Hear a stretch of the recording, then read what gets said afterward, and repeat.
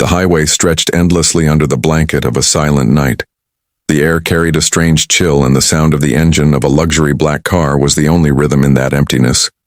The driver was Adrian, a young millionaire CEO whose name echoed through boardrooms and financial markets. He was the kind of man who could make headlines with a single deal, and whose presence commanded respect and envy alike.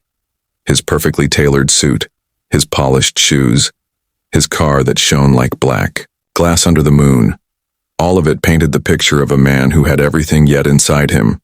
There was a weight heavier than gold or success, the weight of loneliness and exhaustion. He had spent the day drowning in endless meetings, negotiations, and deals, the kind of battles he had mastered long ago, but tonight, as he drove the lonely stretch of road, his mind wandered into darker corners.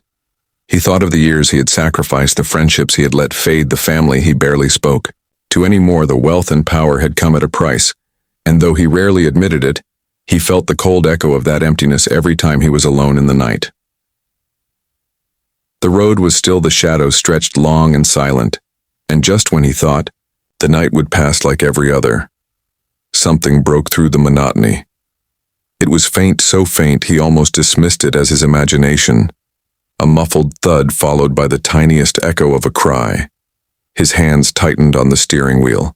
His chest suddenly heavy, he slowed the car. His instincts sharpened for a man who thrived on logic and calculation. He found it strange that this sound made every nerve in his body scream for attention. He pulled the car over, the tires crunching against the gravel. The engine hummed softly, but the world around him felt unnaturally quiet. The wind brushed against his suit, cold and sharp. He stepped out, and the silence of the highway pressed against him. The sound again, faint, desperate. This time seemed to come from the back of his car, from the trunk. Adrian froze, his pulse quickened, confusion clouded his mind. No one had touched his car all day, or so he thought. Each step toward the trunk felt heavier than the last, his polished shoes scraping against the ground, his breath uneven for a man who had faced ruthless competitors and crushed obstacles with ease. It was strange how difficult it felt to press the button to open his own trunk. Yet he did, and as the trunk slowly creaked open, his entire world shifted. Inside, curled up like a fragile bird, was a little girl. She could not have been more than 8 or 9. Her thin arms wrapped tightly around a stuffed rabbit, its fur ragged and worn, as if it had been her only comfort for years. Her small body trembled. Her dress was torn, her knees bruised, and her cheeks stained with tears. Her wide eyes glistened in the dim light, filled with raw fear and desperate hope. She looked up at him, her lips trembling, and she whispered, "Please let me out, I am scared." Adrian froze. He felt his chest tighten as though someone had reached in and gripped his heart. He had closed billion-dollar deals without breaking a sweat. He had faced rooms full of adversaries without flinching. But nothing in his entire life had prepared him for this moment. The sight of a terrified child trapped in his car trunk. He opened his mouth to speak, but no words came out. He could only stare as the reality of the moment wrapped around him, suffocating. The girl clutched the rabbit tighter, as if it was the only shield she had against the world. Her eyes darted around the trunk, then back to him, as though she could not decide if he was a savior or another threat. Her small body shook with every breath, and the whisper of her plea echoed in his ears again. "Please let me out." Adrian's hand trembled as he reached forward. Slowly, carefully, he wanted her to know she was safe, that he meant no harm. He knelt down, so he was at her level. The gravel biting into his knees, the night wind brushing against his face, he whispered softly, "It is all right, you are safe now," but the words felt foreign in his mouth. They were not the words of a CEO, they were the words of a man who, for the first time in years, was seeing life stripped bare of power and wealth. The child did not move. She pressed her back tighter against the wall of the trunk, as if the darkness inside offered more safety than the unknown of stepping out. Adrian realized the depth of her fear, and it pierced through him like nothing ever had. In that moment, he knew this was no coincidence. She had not ended up here by chance. And whatever story lay behind her eyes, it was one of pain and danger, and he was standing right in the middle of it. He swallowed hard. His mind raced with questions. How did she get here? Who put her here was someone watching from the shadows, waiting to take her back. His eyes scanned the highway, empty as far as he could see. Yet the silence felt heavy with secrets. He turned back to her and whispered again softly, "Come out, you are safe with me." His hand still extended, his voice steady, though inside, he was unraveling. The little girl blinked. Her lips trembled, and for a brief second, he saw the tiniest flicker of trust cross her face, but she did not move. Her tiny hands gripped the rabbit tighter. The night stretched endlessly around them, and Adrian realized this was the beginning of something far greater than anything he had ever known.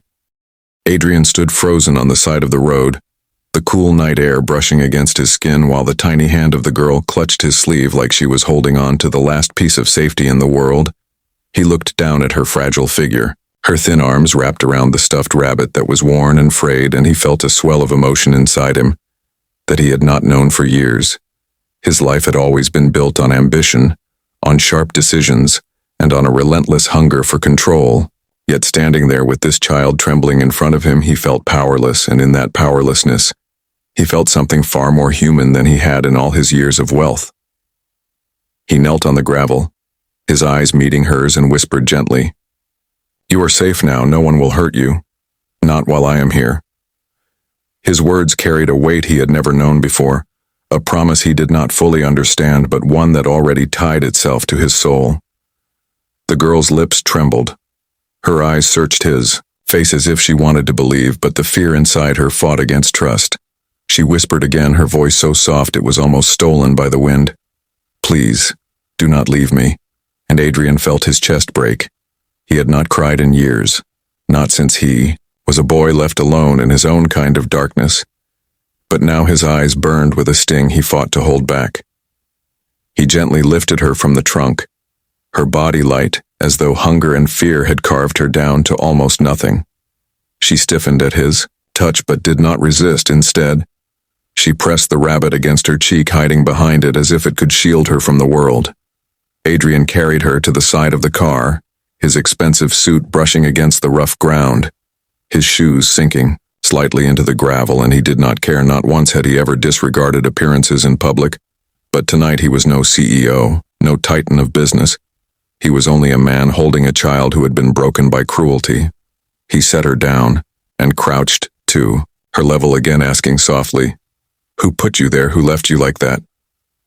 Her small chest rose and fell with uneven breaths. Her eyes filled with tears, and finally her lips moved. "It was a man," she whispered. Her voice cracked. "He took me away. I did not know where he brought me. Then he left me there in the dark. I thought he would come back." Adrian felt rage building inside him, his fists clenched until his knuckles turned white. The image of some faceless monster taking this child and discarding her like nothing ignited a fire he had not known before. He wanted to find him. He wanted to tear apart whoever was responsible. But he forced himself to stay calm for her sake. He pulled out his phone, his voice firm as he called the authorities. He explained the situation quickly, and they promised to send help immediately while they waited. The girl sat on the edge of the road, refusing to let go of his hand, her small fingers wrapping tightly around his, as if she feared the moment she released him, she would vanish back into the nightmare she had escaped. Adrian let her cling. He did not move his hand away. He wanted her to feel anchored to something solid, something unbreakable.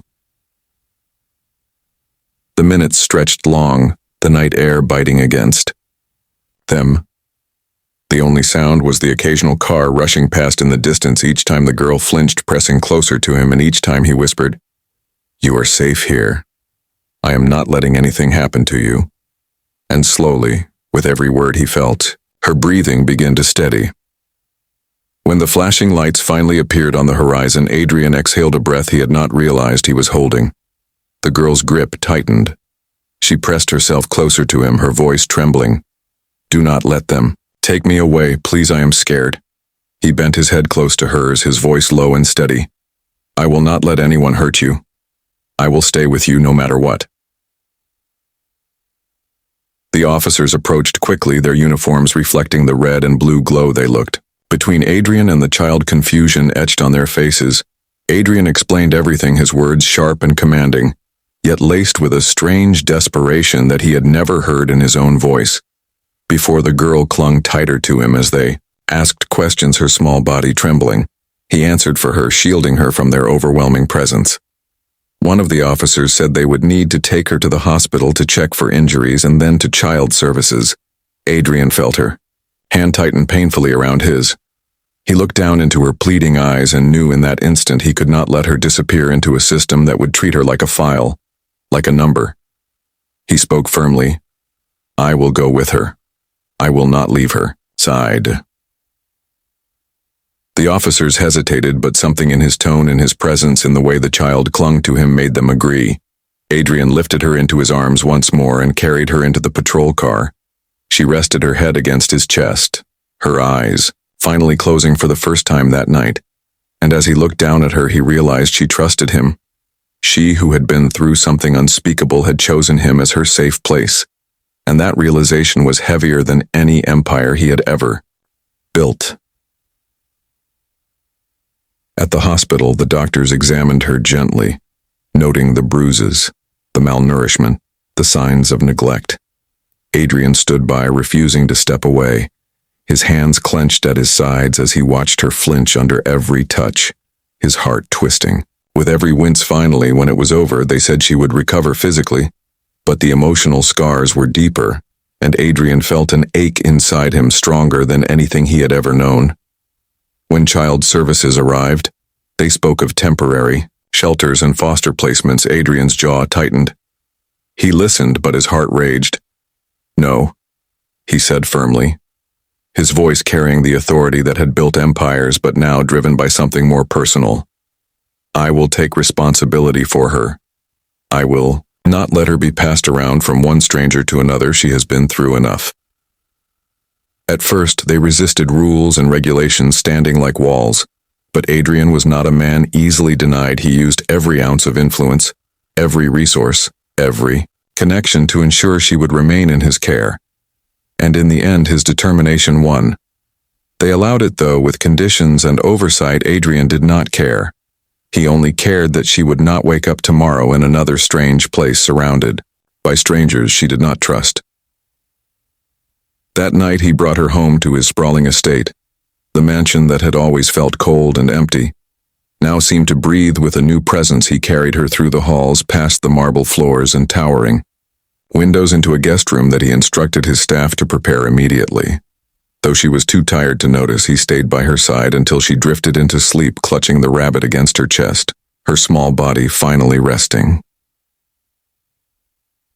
Adrian sat in a chair beside her bed, staring at her face in the dim light, and he felt a shift inside him, something monumental. For years, he had lived for wealth, for ambition, for power, but none of it had ever filled the void inside him. Now here was a fragile child who had stumbled into his life in the most unlikely way, and she had awakened something he thought was long dead, a sense of purpose, a need to protect, to care, to fight not for profit, but for love. He whispered into the quiet room a vow as steady as stone. "I do not know who hurt you or why, but I swear I will never let it happen again. You are safe with me from now on, and whatever it takes, I will give you back the childhood that was stolen from you." The house was silent. The night deepened, but inside Adrian something had changed forever. He was no longer just a millionaire CEO. He was now a guardian of a child who needed him more than anyone ever had. And for the first time in his life, he felt that all his wealth, all his power, all his strength finally had a purpose. And as he sat there watching her sleep, unaware of the battles ahead, he knew one thing with absolute certainty. His life was no longer his own. It belonged to the little girl who had appeared in his trunk like a message from fate, a reminder that humanity was worth more than any empire he could ever build. And with that knowledge burning inside him, Adrian Whitmore closed his eyes, and for the first time in years, felt at peace, knowing he had found something he never even knew he was searching for.